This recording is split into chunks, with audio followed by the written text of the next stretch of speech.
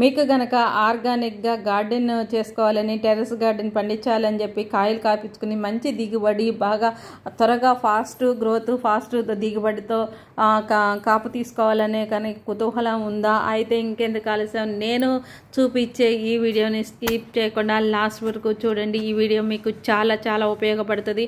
నేను ఇంట్లోనే జీవామృతం ఎలా తయారు చేసుకుంటున్నాను, ఏ రేషియోలో మొక్కలకి ఇచ్చుకుంటున్నాను, ఎంత బాగా దిగుబడి వస్తుంది, ఇవన్నీ కూడా నేను నా వీడియోలో చూపిస్తున్నాను. తప్పకుండా స్కిప్ చేయకుండా లాస్ట్ వరకు చూడండి. ఇది మీకు చాలా చాలా ఉపయోగపడుతుంది.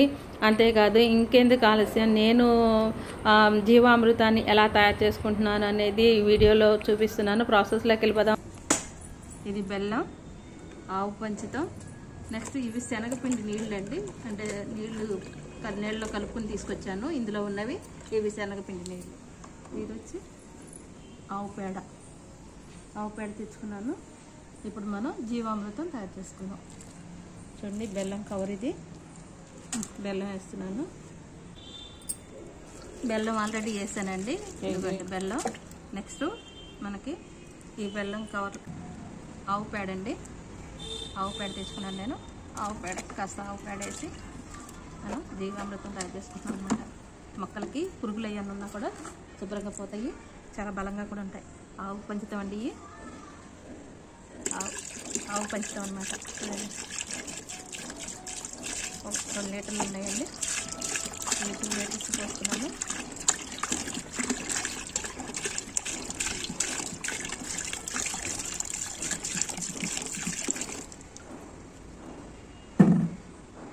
ఇప్పుడు శనగపిండి నీళ్ళు అండి, ఇవి సరే శనగపిండి కలిపేసాను. ఇందులో శనగపిండి వాటర్,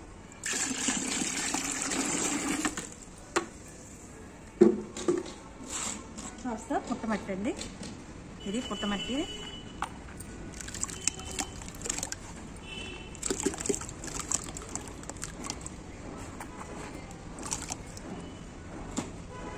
ఇవి బాగా కలుపుకోవాలి, ఇట్లా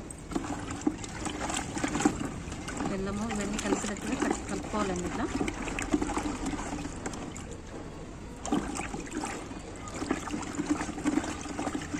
మనం 1 లీటర్కి 20 లీటర్స్ పడుతుందండి ఇవి. ఇప్పుడు అందుకే నేను ఈ 2 బకెట్లలో పోసుకుంటాను అనమాట.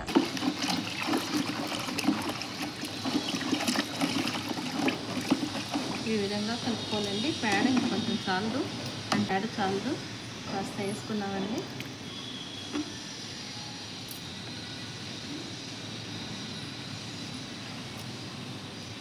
పేడ ఎక్కువ ఉన్నందువల్ల మనకి నష్టమేం ఉండదు.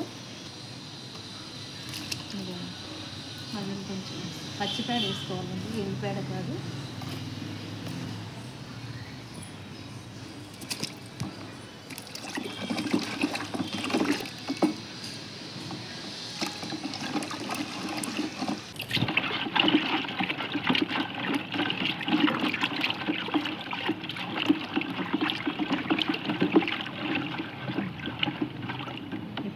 నీళ్ళు పోసుకుందాం, ఈ బకెట్ నిండుగా నీళ్ళు పోసుకుందాం.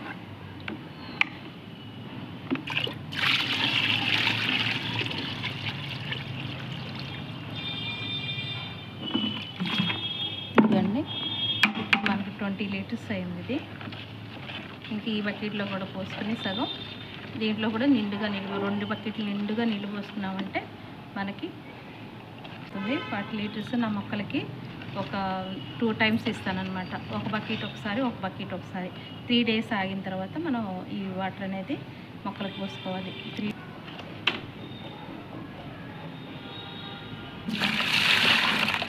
ఈ సగం ఇందులో పోసుకుందామండి, ఎందుకంటే మనకి 2 బకెట్లు ఫుల్ అవ్వాలి కదా.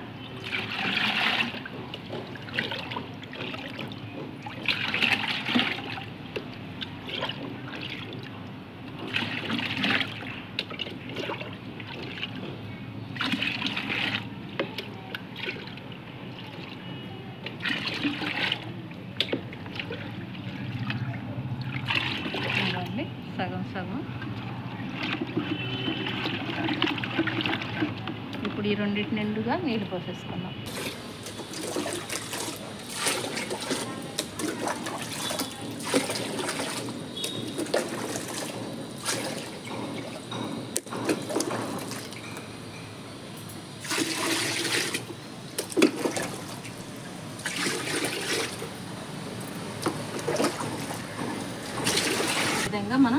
పోసి మూత పెట్టుకున్నామంటే 3 days తర్వాత మనం చక్కగా పర్మనెంట్ అయిపోతే చక్కగా వాటిని మళ్ళీ మనం మొక్కలకి పోసుకుంటే చక్కగా అసలు అంటే పురుగు రాదండి, బలం కూడా ఉంటుంది.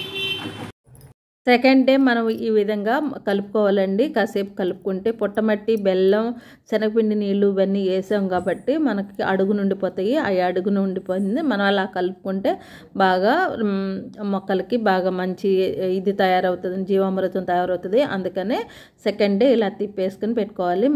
థర్డ్ డే రోజు నుంచి మనం 1:10 రేషియోలో మొక్కలకి ఇచ్చుకుంటే చాలా బాగుంటుంది. థర్డ్ డే అండి ఇది. థర్డ్ డే కూడా అలా కాస్త తిప్పేసి తర్వాత 1 లీటర్ డబ్బా తీసుకుని 10 లీటర్స్ బకెట్ ఒకటి తీసుకున్నాను. అట్లా 1 లీటర్ని 10 లీటర్స్లో కలిపి నేను మొక్కలకి ఇచ్చుకుంటాను అనమాట. ఈ విధంగా మనం మొక్కలకి ఇచ్చుకున్నామంటే మొక్కలు చాలా బలంగా దృఢంగా పెరుగుతాయండి. అంతేకాదు కాపు దిగుబడి కూడా మనకి బాగా వస్తుంది. సేంద్రియ ఎరువులు వేసుకుని చక్కగా ఈ విధంగా మనం పెంచుకున్నాము అంటే కనుక ఆర్గానిక్గా పెంచుకుంటే హెల్త్కి కూడా చాలా మంచిది, చాలా బెనిఫిట్స్ని ఇస్తాయి. ఈ విధంగా కలుపుకోవాలండి. కలుపుకుని చక్కగా మొక్కలకి ఇచ్చుకోవాలి. నేను జీవామృతం ఎప్పుడు కూడా ఇంట్లోనే ఈ విధంగా తయారు చేసుకుంటానండి. అంతేకాదు మెన్యూర్ కూడా ఇంట్లోనే తయారు చేసుకుని మొక్కలకి ఇచ్చుకుంటాను. ఆర్గానిక్గా పెంచుకుంటే ఆరోగ్యానికి మంచిది కాబట్టి ఈ విధంగా నేను ఎప్పుడు కూడా నా సొంతగా నేను తయారు చేసుకుని నేను మొక్కలకి ఇచ్చుకుంటాను. నన్ను కొంతమంది అడిగారండి, 20 లీటర్ల బకెట్లలో తీగజాతి మొక్కలు అయితే పెరుగుతాయా, కాపు కాస్తాయా, దిగుబడి బాగుంటుందా లేదా అని అడిగారు. తప్పకుండా నేను 10 లీటర్ల బకెట్లలో కూడా కాపు కాపిస్తున్నానండి. ఎందుకంటే మనం ఇచ్చే మెన్యూర్ని బట్టి, మనం ఇచ్చే జీవామృతాన్ని బట్టి ఆధారపడి ఉంటుందండి. వారానికి ఒకసారి క్రమం తప్పకుండా చక్కగా మనం బలం అనేది పోషకాల వల్లే కాపు అనేది వస్తుందండి. ఆ పోషకాలు అనేది మనం అందిస్తూ ఉంటే కాపు అనేది డెఫినెట్గా ఉంటుంది. ఆర్గానిక్గా పెంచుకోండి, ఆరోగ్యాన్ని కాపాడుకోండి. Be happy, stay healthy.